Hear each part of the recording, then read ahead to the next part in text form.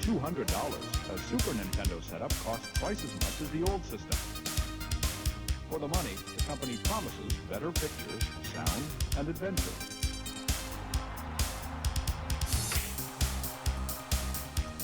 Now you're playing with power, superpower. You're the king, I tell you! The king! Only for Super NES.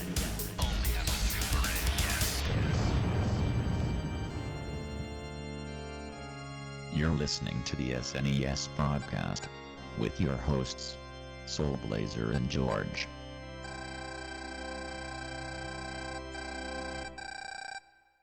Hello, everybody. This is Super NES podcast coming at you again after a short hiatus. I'm Greg. He is George. That is me. Yeah. I can't think of a relevant thing to say that is relevant to this game. Oh, I can. This is our final episode of the year. Haha. Okay, we'll shut down the podcast. Our next episode is going to be a special. So this is the last game episode we're covering this year. Yep, and we are covering another Final Fantasy game, like per George's request. Final Fantasy V this time around. Another game that at least originally was Japanese only. Unlike some other games that covered in this podcast, this one has gotten released in the West numerous times since then. But at least the original Super Famicom release was Japanese only for reasons that we'll talk about here in this podcast. So the Japanese they don't want to release their good stuff to us. It's more complicated than that. I don't know. I like my story better. But yeah, so we've covered some of the Final Fantasy games before, both in this podcast and also on PlayStation Power podcast. So we've covered four. We've covered 10. We've covered Final Fantasy Mystic Quest. We've covered also. Wait, when did we cover 10? Oh no, I'm sorry, not 10. What was that? 8. 8, yes, yep, you're right. Sorry, 8. And there was also that other Final Fantasy phone game whose name I can't remember right now that we also covered.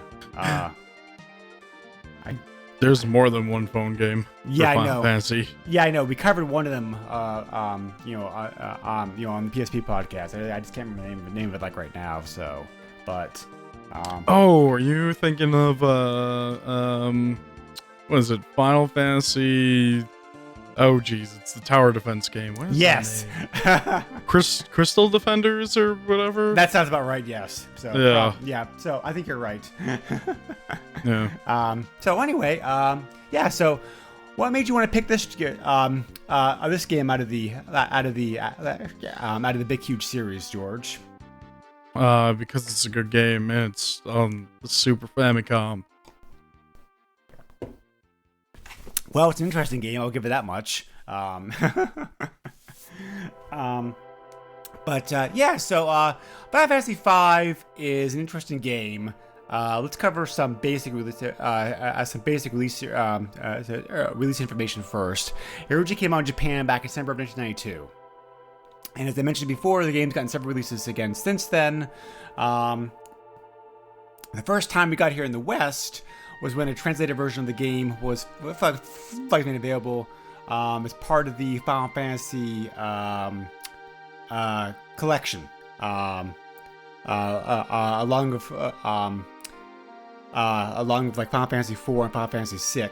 Final Fantasy. Yeah, sorry, that was in Japan. Final Fantasy Anthology was how we got here in North America. I always get those two mixed up.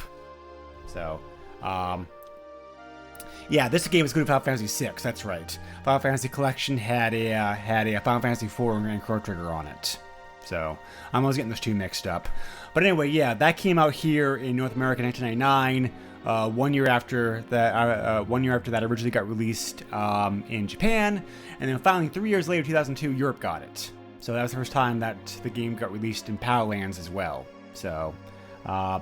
Then there was another enhanced version of the game that was a game that was made available on GBA in 2006 for Japan, North America, and 2007 for Europe.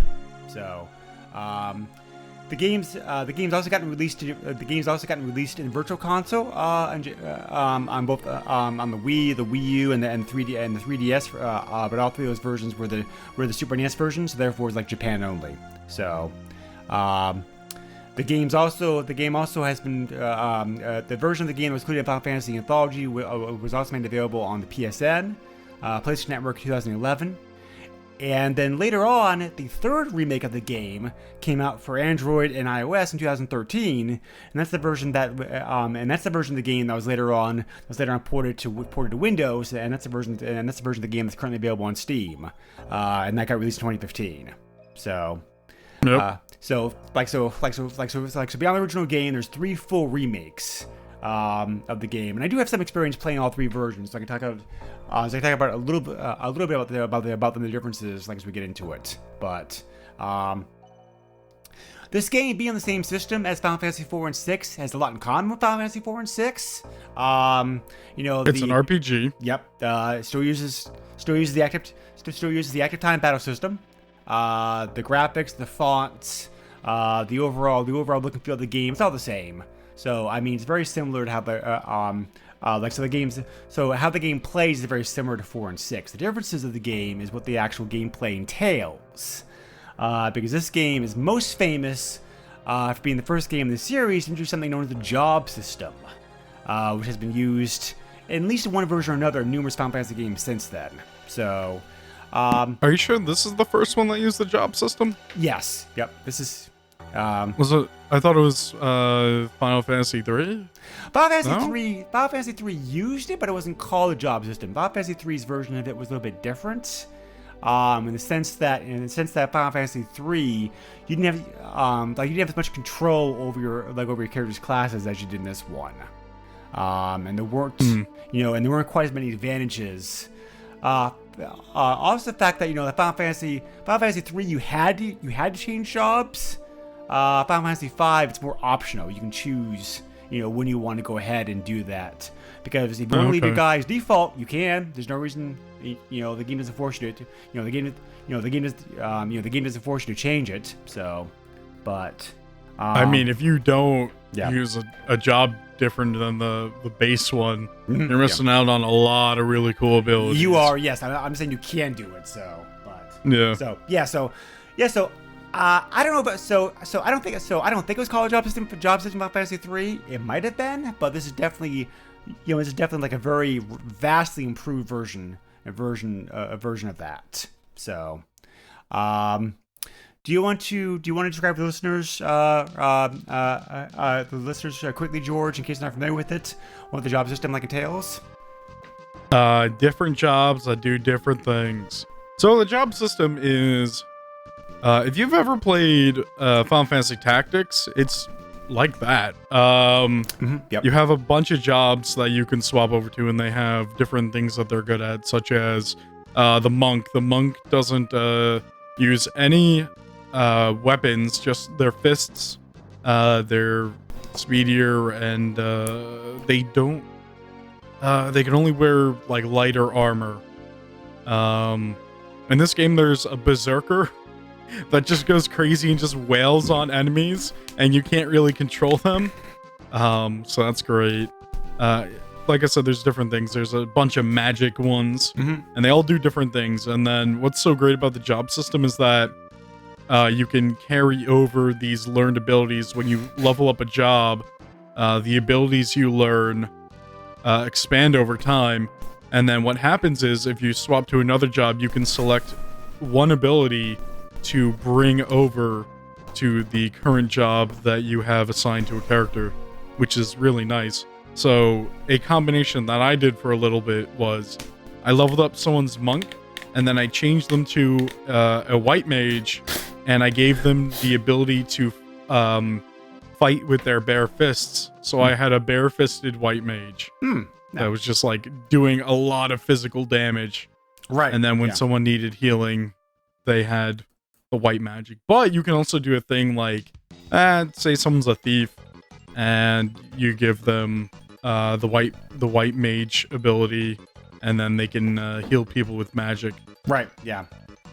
So, Yeah, there's a the beauty system. The beauty system is the system like just all the customization that's available to you because there are 22 jobs in this version of the game. I say this version, I say this version of the game because later versions your later versions of the game add 4 additional classes for 26. So, but this one. This is 22. Some of them are the same jobs you can pick from Final Fantasy 3, such as like the blue, the black mage, white mage, thief, etc. Some of them are new to the series, making their appearance for the first time. The blue mage, the time mage, like the mime. So, and they all have their pros and cons. So yeah, the mime. Yep. The mime can't be very useful. It can't be useful if used. If used like in the correct way. Just so weird. Yeah, it is a weird class. So you have to acquire crystal shards to be able to gain access to these classes. And then once you have access to it, you start to get a different type of experience known as ability points, like AP. And then as you accumulate AP, you get enough AP, like you can gain job levels. And you can change your jobs or add on skills or whatnot, and the required amount of experience increases after each job level. So, and very important to note, AP and job levels do not transfer over from class to class, so make sure you're finished with that class before you move over, or otherwise you're gonna suck. So, mixing in a little bit of magic is very, very useful because especially some of the boss fights, having characters who know how to do like basic spells like heal and slow and whatnot can be like very handy. So, and it also helps spread out some of your other characters to kind of keep their MP intact for some of your like pure magic users. So, and of course the characters also have special abilities that George just mentioned before, like that can be transferred over from job to job. For example, what's a good one? The thief. They can learn a caution skill, which prevents enemies from attacking you from behind. Yep. So, it's a lot of. Requires a lot of work, but it's a but it's a very like rewarding system. So definitely allows you to be able to mix and match your characters as you want to. So because the character only because the characters themselves there's only 5 there's only like 5 main playable characters, and you can only have 4 of them in your party at one time. So using so those characters, like typical Final Fantasy game, they kind of come and go in your party, at various times, like the game, like whatnot. So, there's also a few other characters. There's also a few of the characters this game introduces who've been who have made appearances in other Final Fantasy games, such as the final boss in this game, like X-Death. He's shown up like some other games, which is an amazing name. Yes, and also perhaps the most famous character like this game, because he's been used in numerous games after this point, Gilgamesh. Yes. Yep. Who in this game is comic relief, but in later games, such as like Final Fantasy 14, he is a serious boss who can give you a lot of grief. So, yeah. Also appropriately, one of the best songs for this game, probably the best music, probably the most recognizable musical piece from this game, like the Battle of the Bridge, which is the music that plays based on Gilgamesh. So. And it's a great musical piece. Uematsu, of course, did all the music like this game, of course. Yep. But it's a good soundtrack. I kind of think I don't have the same love for it as I do with other Final Fantasy games, but like always, it's a very like top-notch soundtrack. So definitely fits the tone of the game like very well. So the story itself is kind of a pretty I mean, the story itself is like it tries to be kind of like a deep game. There's a lot there's a whole lot of backstory, whatnot, and it presents it. and presents the story in a very like Final Fantasy-ish typical way, but I just never got gripped by the story of this game. I kind of think it's kind of like shallow story that kind of relies upon like a whole lot of tropes and doesn't really do a lot to engage the player, at least not to the very end of the game. So, I mean, the story is fine for what it is, but I just never cared for it very much. Yeah. What do you think, George? Because I never really enjoyed the job system of this game. But what do you think about the story overall? It kind of just feels basic. Mm-hmm. I feel like maybe they kind of worked more on like changing up how the game plays compared to the games before. So Yes. than like working too much on the story, because it kind of feels like the first game and what was the other one? Part of it feels like the first game because you're doing all the crystals and everything. Right. You're going around. And then the other part of it's just like, what was it? The princess was captured and Right. Yeah. all that stuff. So it's kind of just like, But yeah, I think the part that had more work put into it was definitely the job system. Yeah, the job system and all that. Yeah. Because there's a lot to it. Yes, there is. So that would definitely. Yeah. So, side note: this was the last Final this was the last Final Fantasy game for a while that actually featured crystals, because crystals were very prominent and important part of all the early Final Fantasy games. And after this game, they didn't make a reappearance again until Final Fantasy IX. Yeah. So, the characters also, I kind of feel the same way about the story. I mean, like, being only 5 characters, that means they should be pretty deep. There should be a lot of room here to be able to to be able to explain their background, their motivations, who they are as people, see them grow during the game, that kind of stuff. They do that a little bit with the main character, Bart's, but everybody else kind of just feels flat. The characters, I just don't feel they did a very good job. Very good job of the characters in this game either. It kind of goes hand in hand with the story. So. Yeah. But I'm sorry, I don't have much to add on to what you said, honestly. I think sometimes you go in more depth than I do.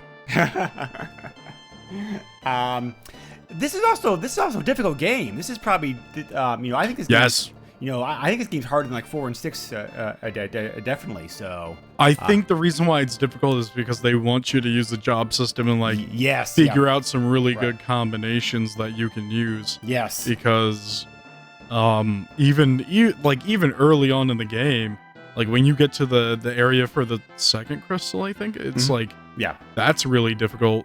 It was really difficult like the first big dungeon type area. I guess it wasn't that big, but like when you're trying to climb the mountain to get up there, that whole area, well, the beginning area was all right.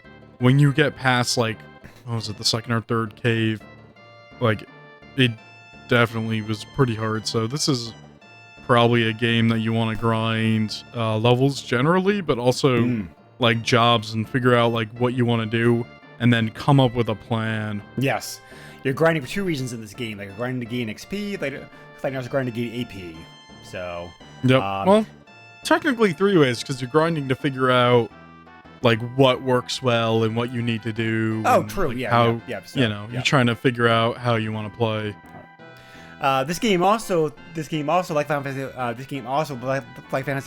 Final Fantasy 4 and Final Fantasy 6 has 2 worlds in it. So you can travel between both worlds as the gameplay goes on. So that's pretty cool. That final set of boss fights with the boss fights like the end of the game with XDef and Neo XDef. If you're not prepared for that and you're not the right classes, that's almost a possible fight. That's a really difficult set of boss fights. Maybe I have to think about this. It may be the hardest boss set in the the whole series, because of that job system. like prepared well enough, it's not that bad. But if you go in with the right, but if you go in not strong enough or not the right classes, sometimes even like classes that serve you very well throughout the game, there's not a good fit for that.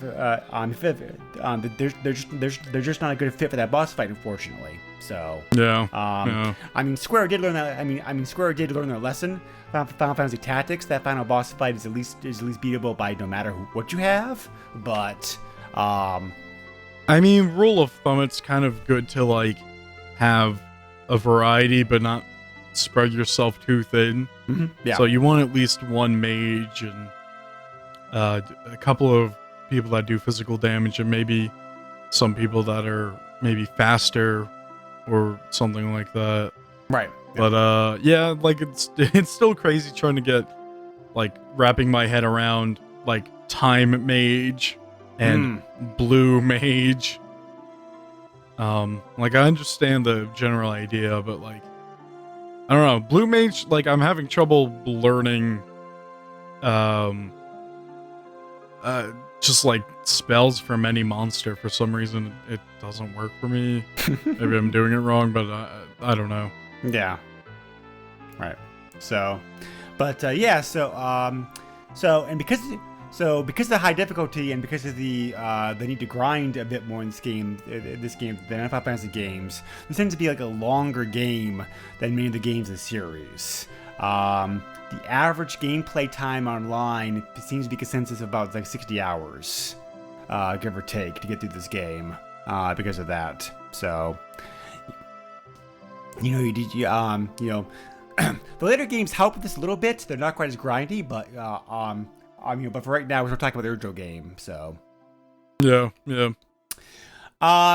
So this was also because of the fact that Square did not bring this game over to the West for a long time. I also remember this being one of the very first Super NES games that I saw translated.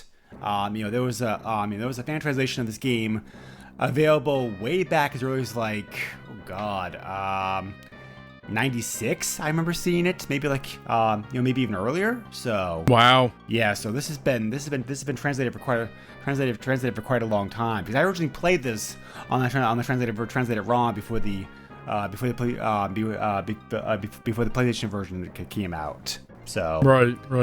But yeah. So other unique things to this game. There's some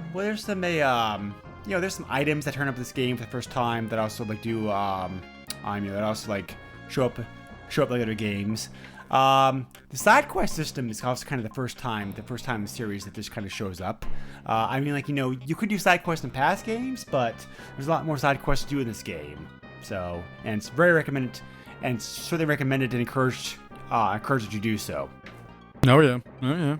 So, the air travel is a bit different also in this game, because you have both a Hydra-guided ship and also like a Wind Drake that you also can use throughout the game. So it's like two different kinds of like airship, quote unquote, available to you. So that's pretty cool. Yeah, man, you get to ride like a dragon thing. Right.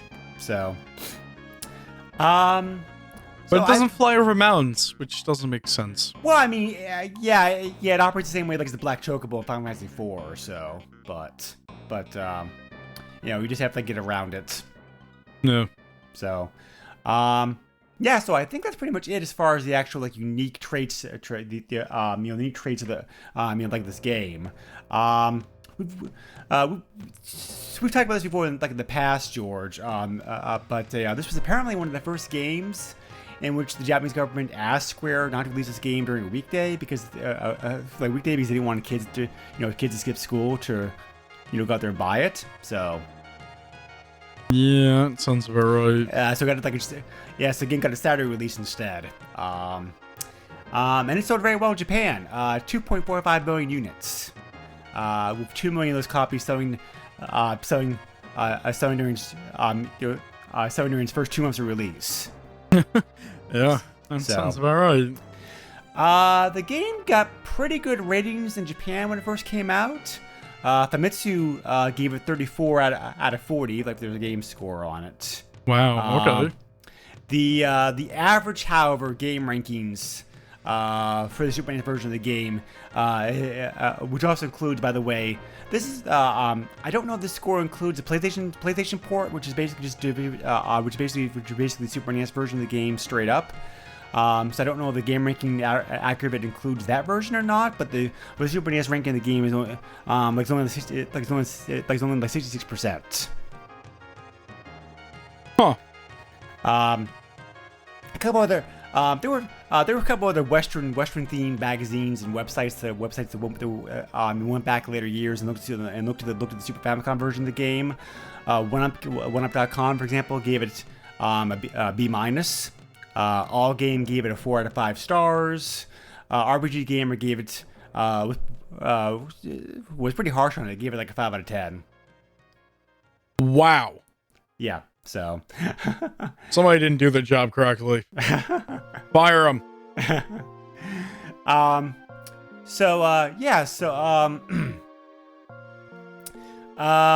actually do I have anything here talking about why? Oh yes, okay, yep. I don't know, do you? Yep, I do. Okay, cool. Going into the reviews a bit more. One-Up said the game, while the game story characters that were very weak, the gameplay was amazing. They heavily praised the job system. See? Yep, and the feature combined abilities from different job classes. All Game pretty much said the same thing. They also had it in praise for the addition of hidden events and items that they should search for. That was very cool. RPG Gamer was pretty harsh on it, mostly because that they felt the game was a very good Final Fantasy game in its own right, but the game also had an average sound selection. I'm guessing they're talking about the music there. So a washed out cover system, and oh yeah, this is also true in this game. Also, we have I forgot to mention this earlier. A very high encounter rate. It's very high. It does. It's very high in this game. I think the reason why it's high is because you don't want to spend your time running around for so long and not finding anything because they knew you had to grind. It's also very aggravating though. All you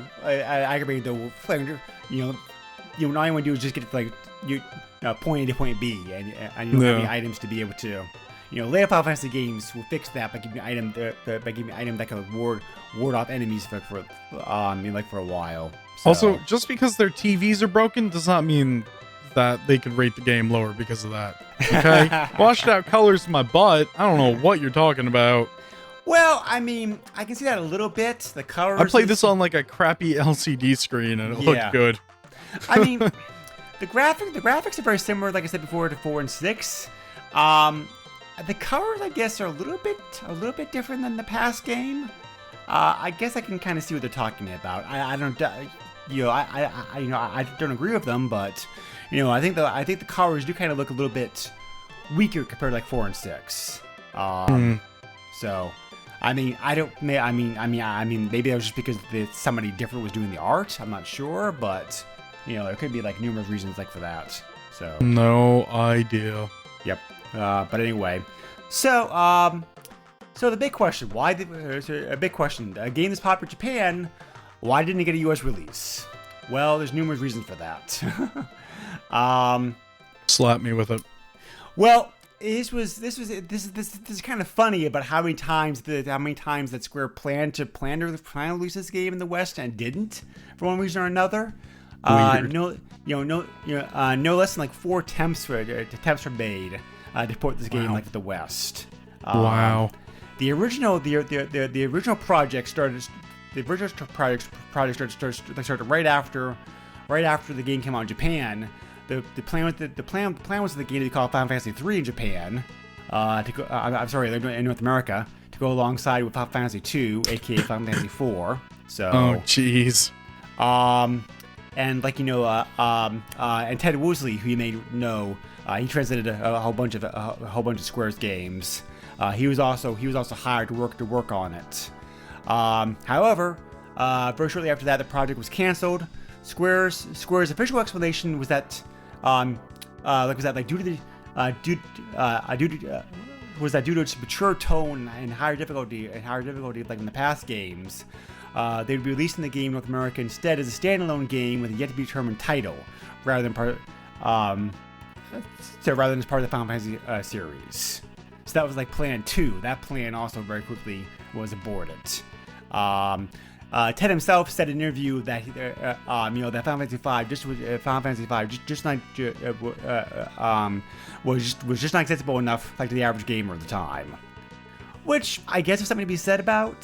So I mean, this game is mature compared, and it does have it definitely has a higher difficulty level, but accessible enough to the average gamer at the time. Maybe? I mean, role-playing games were increasing popularity by 94, but... Usually, when it's it's RPG, you kind of be like, okay, I know what I'm getting into. Mm-hmm. It's not like a trap where it's like, oh, it's a simple little platform. Nope, it's super hard. Oh, man, it's... especially, back then, when it's an RPG, your mindset's definitely okay, either you know that you're either gonna be in for the long haul or you're gonna drop out, so you should know that you're if that game's for you or not. Right. I think that's kind of a silly reason. That's kind of like saying now, oh, we decide not to release Dark Souls because it's we think it's too hard for people. It's no, the people who want it will get it, and they know what they're getting into already. Don't. That's just a weird reason. Right. Yeah. It really is. I also suspect Square was kind of. I also suspect that Square was also kind of led by the sales of Final Fantasy. Was that by the sales of Final Fantasy IV in the U.S. The game did not sell extremely well. Okay, that's a better reason. Yeah. That's a much better reason. They're not officially saying this. It's just kind of my own guess. So right. Right. So the third attempt to port this game was at the was a project called Final Fantasy Extreme. And a couple changes made to the game to get it released over here in the West. Final Fantasy Extreme. Yes. So and could they have made a worse title? And then finally, in the mid '90s, the fourth project was when the computer rights to the game were obtained by a company called Top Dog Software, who I never heard of, but I guess they were a developer. Apparently, they were top dog though. Yeah. So, much the same way that, Eidos got the rights and ported Final Fantasy 7 and 8 to computers, this Top Dog was looking at porting Final Fantasy 5 to Windows. But that project also fell through in the end. Eventually in 1998, Eidos Interactive did get the rights to port the game to PC as well, but it's unclear if they were working on the same version the Top Dog was working on, or if it was a different version. So depending upon depending upon the truth is, there either was 4 or 5 attempts made at porting this game in the West. So, wow, we just don't know. Yeah, very very little has been released about that Eidos project over the years. So yeah, hence why this game was translated by fans, because it's they're we're never to see really this game came up, coming over here. Screw it. So honestly, you would think at this point, they would realize that, well, not at this point, but in the future, just well, I guess they're doing it now, but okay, well, some of these games are fan translated. Let's just grab these games that never went over to the West and just officially translate them with our own translations, right? And throw them out. I mean, right. Like I said, I guess they kind of they're doing that now with some games. Wasn't there's a small Saga collection on the Switch? Oh yes, that you can buy. Right. Yep. What else is there? There's a couple of things. They even Sega re-released the original Phantasy Star, and even upgraded it to like be a little more modern friendly, which is insane. Right. If you have a Switch and you haven't picked up the original Phantasy Star remake, like, do it. I gotta go do that myself, actually, because they make a map. They literally make a map for you. Oh, it's so good. But right. yeah, seriously, it's insane. Yeah, like Square Enix has like gone back and translated some of their older games and then like brought them to the Western world, right? Which is nice. I guess it's not like exactly a new thing, because you have like on the PS2 there's a remake of the first Romancing Saga, right? I mean, it's like a huge overhaul, like it's like 3D and adds new stuff and overhauls everything, but still technically brought it over to the Western world. But yeah, it's just kind of crazy. I guess they would have been able even back then to see that people translated it, but if you have people like dedicated enough, wouldn't you want to like be like, all right, like I get that we didn't want to originally release it over there, but like maybe we should now, because people are like people translated it and are playing it, and we have a chance to make more money here. I think that's the main reason why Square included the game with Final Fantasy Anthology when it came out here in the West. So right. Because that was because that was the first time the game got released in the West, and it was the first remake of the game.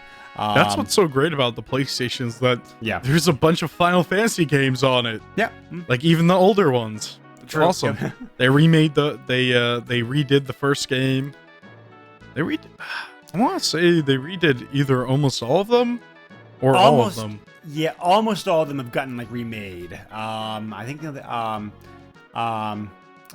least in some like way, shape, or form. So the place. I know, and then I think they remade the first game again, because they released it on. The PSP, and I think it's different. Right. And then they remade the second game. Yeah. That's on the PSP. So technically, Final Fantasy V has had 3 remakes. Like this first remake on the PlayStation, they didn't really do too much of the game. Like all they really did was just added on that.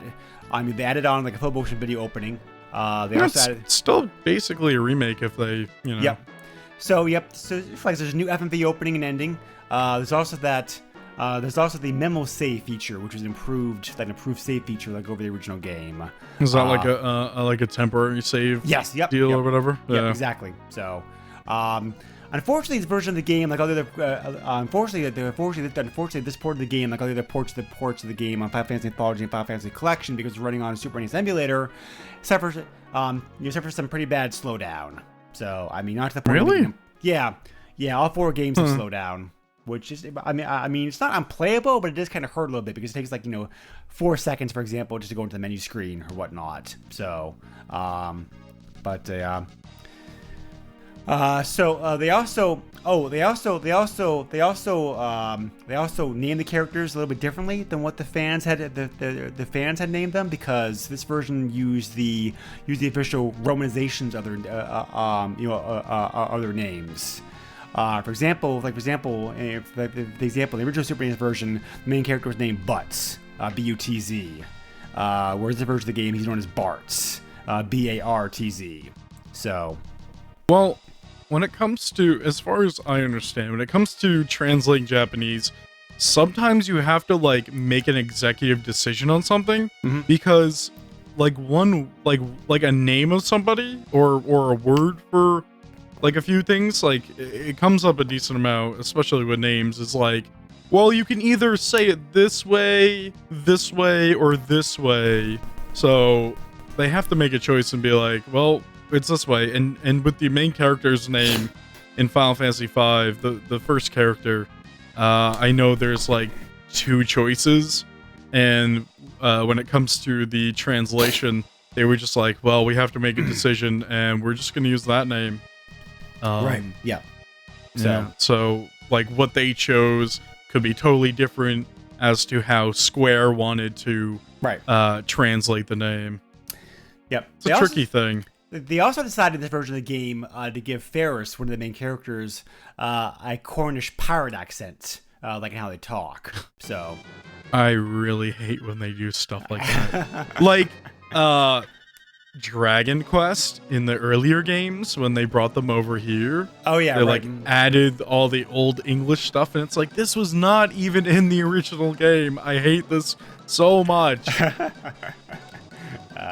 So the second remake of the game was Final Fantasy V Advance, which is a much more significant upgrade to the game.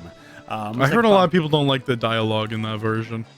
This is my first time. The translation, I should say. I'm sorry. See, I did play Final Fantasy V on the collection, but because of the slowdown, I really didn't get too far into it. Final Fantasy V Advance was the first version of the game I really played all the way through. And I thought it was fine. I mean, it's a very good version of the game. They added a lot of stuff like the version of the game. The graphics got updated slightly. There are four new jobs were added: the Gladiator, the Cannoneer, the Necromancer, and the Oracle. There was a new dungeon added to the Steel Temple. There was also like they also added in like an optional boss. Like to the game as well. Also, the game also featured a bestiary. The dictionary of the monsters that you face. Yep. A quick save function. A music player, so you can listen to music anytime you wanted to. And also additional equipment. And perhaps last but definitely not least, a new English translation of the game. So the dialogue was different. It was different in this version of the game, even compared to the English translation that was used in Final Fantasy Anthology. So, and yeah, the dialogue for this I thought was fine. I mean, by this point, mid 2006, Square was doing a very good job with translating games here in the West and making it really sound great. So, I thought the English was just fine on that version of the game. It's a very, very good version of the game. So. The last remake of the game was the one that came out originally for the cell phones, Android and iOS in 2013. That was developed by Matrix Software, like for Square. They overprice their games. It's insane. They do, yes. So I mean, okay, so legit, I would pay like $10-15 for Final Fantasy, but like they need to realize that it's on the phone.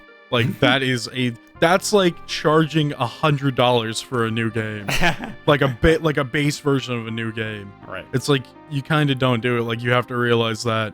Right. Probably maybe 10 is like the maximum you could do without people like freaking out. Well, speaking about that, this version of the game, this last version, the cell phone version was the version that later on got released on Steam. So, and that is constantly available, for $10 and less. So, I was afraid of because they do a lot of developers have been doing that now. I played it some. It's a pretty good version of the game. There's the main differences of this version of the game is the graphics. The graphics were once again updated. There's new gameplay features that you can do, like move in 8 directions. There's also auto battle. So handy. I love auto battle. Okay. Yeah, it also carries over the other improvements that Final Fantasy V Advance had, such as the Steel Temple, the optional boss, the extra jobs, etc. So that version got released on Steam 2015 and still on there currently. So most Final Fantasy games are available on Steam. Yes. Either the original game, like a remake of the game in some way, shape, or form. So, I've not yet bought the remake of Final Fantasy VIII. I do want to. I didn't either, but I have the original version on my Steam, so it's like, kind of just like on the fence of just being like, should I just buy the newer version? Or? I plan to. I'm just like waiting for like a price drop. So once it goes on sale, I'll pick it up. So yeah. But there also was originally released back 1994, and I didn't know about this. Square also produced Square allowed a original video animation sequel to Final Fantasy V like to be made by a company called Madhouse. It's an anime that was released in 4 30-minute VHS tapes in Japan, and it's 200 years after the game. Oh, weird. So it did come out here in the West. It was localized by a company called Urban Vision in 1998. And released in 2 VHS volumes called Final Fantasy Legend of the Crystals. I don't know if this has gotten a release in there. Let me look here real quick.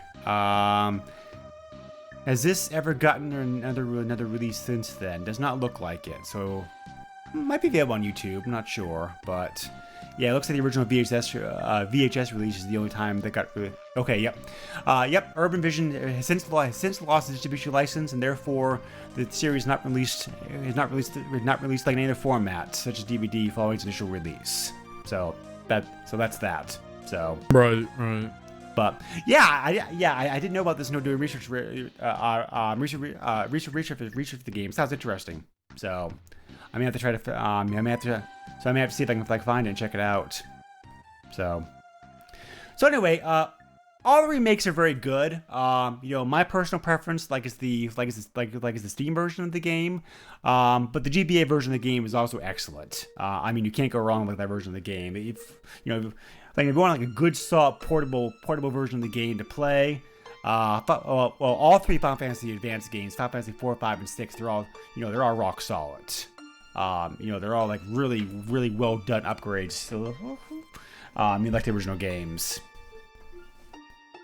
Yeah. So, in conclusion, I pretty much have already said most of what I thought about this game. I don't dislike the game. There's no Final Fantasy. There's no Final Fantasy game that I dislike. I think all of them have this. I think all of them are fun. In some way or shape or form. So, and the job system in this game, as we've had before, is excellent. The gameplay in this game is really rock solid. The game's fun to play. It's fun to customize your characters. It's fun to it's fun to level up. It's fun to explore, but that requires a lot of grinding, a lot of time sinking into it. The game's very difficult. The plot's weak. The characters are weak.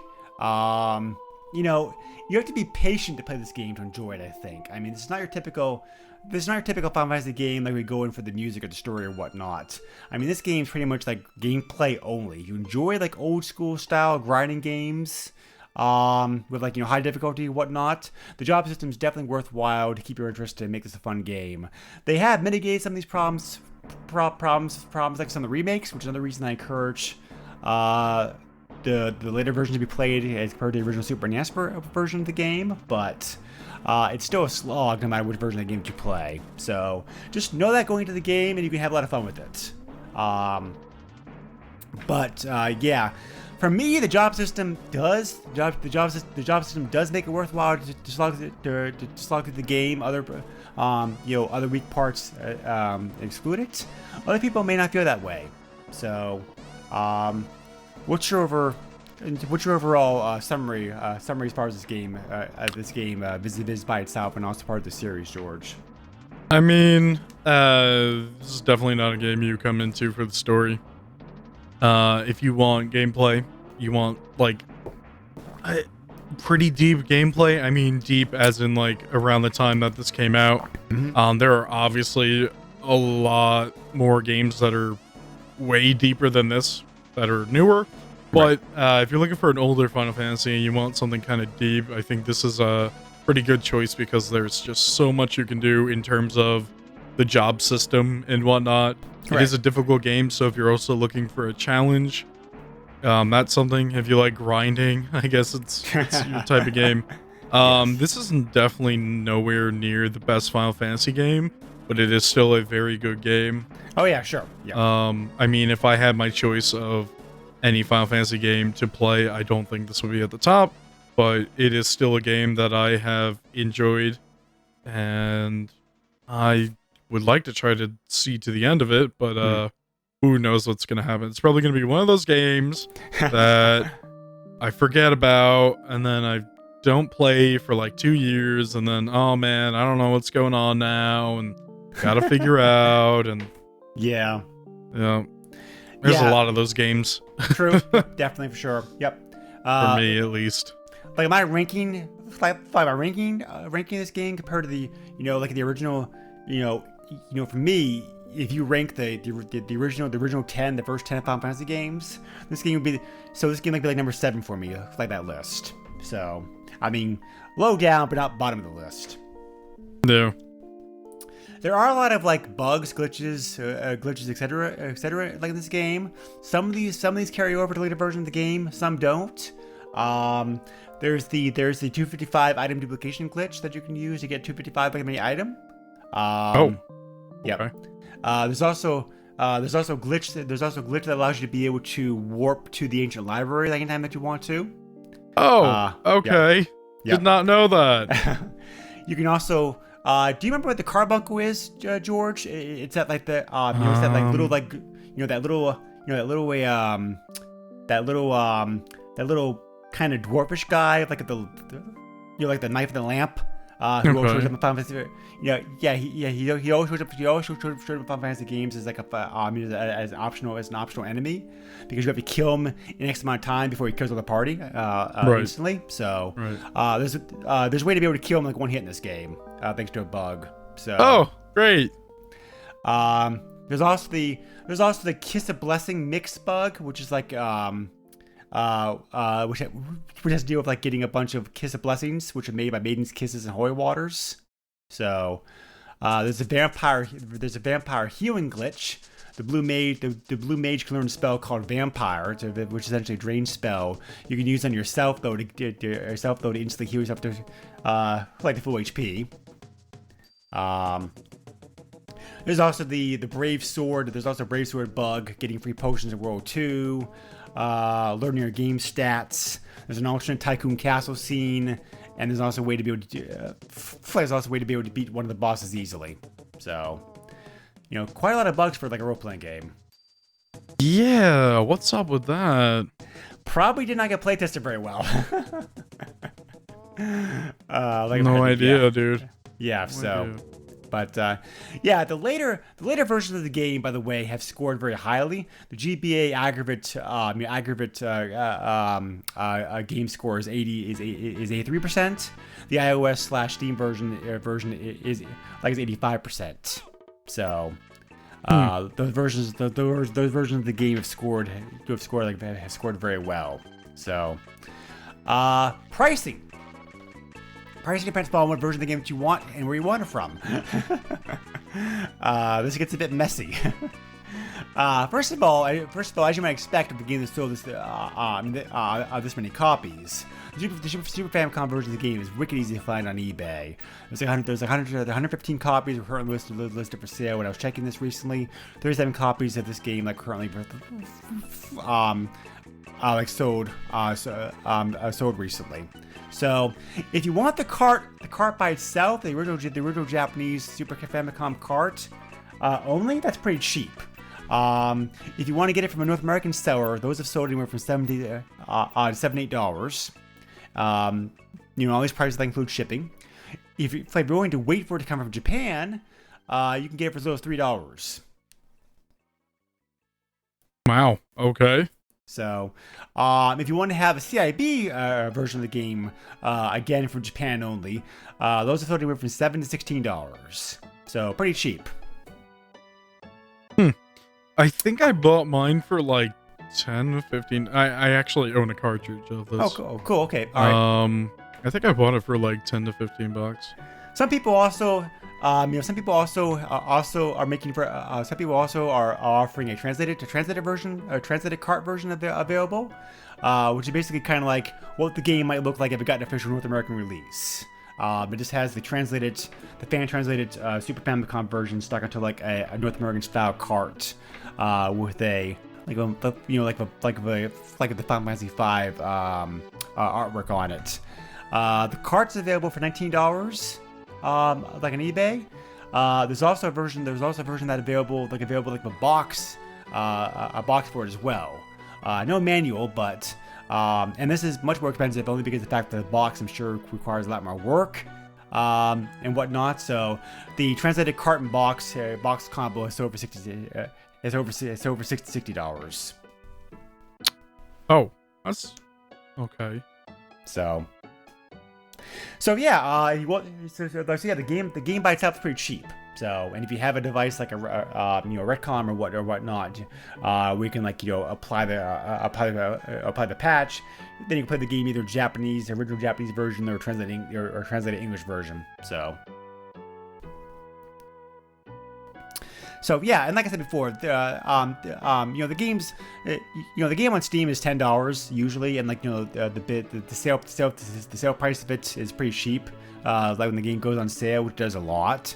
The GBA version of the game is like a bit more expensive, but only because they kind of like most role-playing games, it's kind of held its value pretty well. So, I forgot to look to see if this game is still available on phones. By now, both the iOS and Android versions may have been delisted since it came out originally back 2013. I'm checking that right now. So, it's here for $15. It's still there, huh? Yep. Well, if it's on Android for that price, it's probably on iOS still like that same price. So Final Fantasy 6 is $15. Final Fantasy 7 is $16. Wow. Okay.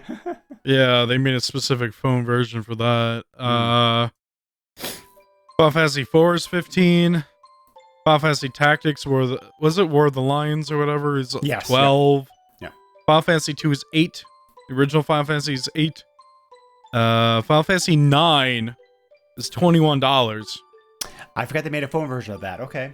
Yeah, Final Fantasy 4, the After Years is $15.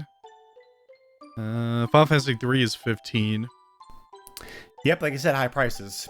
What is Final Fantasy Dimensions 2? Oh, it's a newer game, I think. Yep. Yeah, I think that's a fighting game. I think so. And if you want to hear about Dragon Quest, more of the same, right? A lot of those are $15 too. Yeah, I expected. I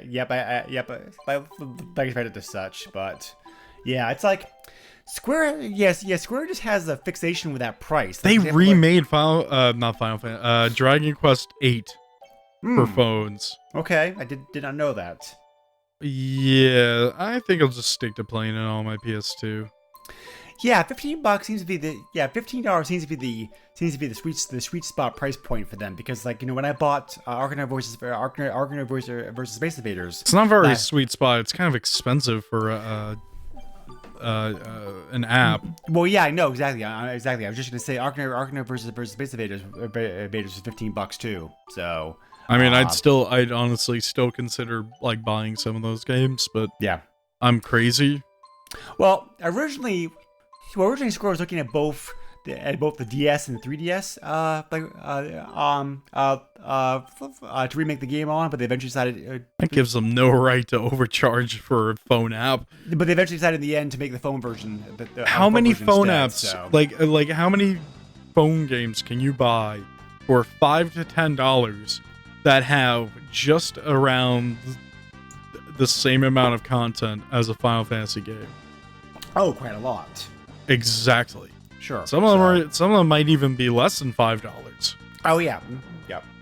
It's kind of just like I don't know. It's almost like a bragging thing. It's like, oh, I spent $15 on Final Fantasy IV on my phone. It's like, dude, I are you trying to sound cool? You just sound weird. Honestly, you could just emulate that. I get that they optimized it for phones, but Google Play Store is littered with emulators. You could just download an emulator, download the ROM, and then play it on your phone anyway. Right. I don't know. It's kind of silly. I mean, again, I'd still I would buy some of these games anyway because I'm crazy, but it's just a weird concept. You know what I mean? Yes. So, but I forgot to mention also. I did check.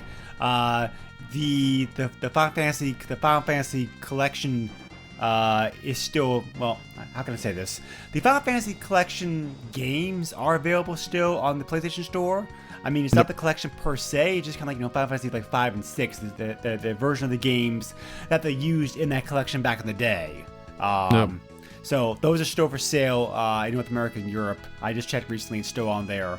Those are those are $10. So, at least those are a bit cheaper. That's not too bad. So I already have some of those. I Yep. even have some of the physical copies of some of those. Yep, same here. So, Yeah. so there are still numerous ways to play Final Fantasy. There are still numerous ways to play Final Fantasy five these days. As is true, as is true with most Final Fantasy games. I mean, there's a couple that are only available on one platform, but that's kind of like few and far between. I just completely remembered for some reason I completely forgot that the PS3 plays original PlayStation discs. I was like, It does, yeah, yeah. I could actually like play these games legitimately and not have to worry about like plugging in a PlayStation. Right. That's weird. Right. So It's almost 2020. I guess it makes sense that I completely forgot about playing original PlayStation games on my PS3. Right. But yeah, interesting. So, but and of course the music is also better. The music of this game has also been released numerous times over the years too, as part of like different like CD collections and whatnot. So so again, you can so again playing the music of this game numerous ways if you want to. But so I think that's pretty much everything we can talk about like this game. Next time we're going to be doing a special. We're going to be talking about Next time on SNES podcast. Yes, a special end of the year, special end of the year thing.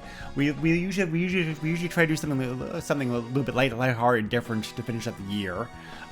This time we decided it might be fun if there were a lot of games that we covered before George joined the podcast as a co-host.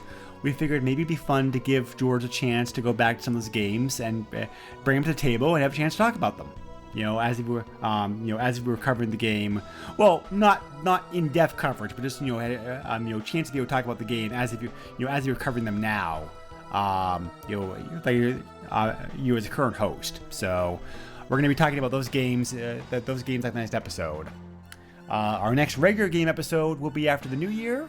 That would be a pick from George, who hasn't yet decided what he wants to play. So stay tuned for that. We will announce that in the special episode. What that game's going to be. So if you enjoyed the podcast, I do. Have any questions, comments, suggestions, etc. Feel free to leave them either. Feel free to please either join and post them on our Facebook group. Or you also can send me an email directly to the SNES podcast at yahoo.com. We also have a Patreon at www.patreon.com/SNES podcast, where you can, for $1 a month, you can get some cool perks, such as being mentioned like the end of every episode, as I'm doing right now with Corey and David. Thank you again, guys. Early access to the episodes, or the ability to be able to dictate what game you want us to play next. Make either like me or George suffer, or both of us. So, for the next year, we already have a list planned out for a few months. We will have some guest hosts. We will have some fun episodes. We will have some games I'm sure that George will probably hate.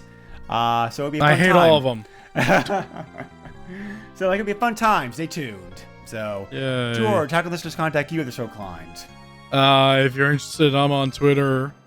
My handle is @_Derpkin_. That is @_DERPKITTEN_. And well, that's about it. Alrighty. So, once again, thank you very much for giving us a small part of your day. We very much appreciate it.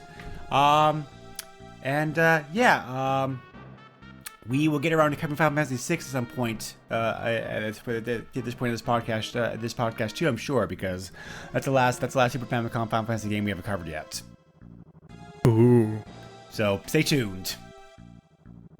I'm on the edge of my seat. Take care, everybody. Bye. Nintendo controls 80% of the video market. But no matter how you play the game, or which game you play, things definitely have come a long way since Pac-Man. Now you're playing with power. Super power.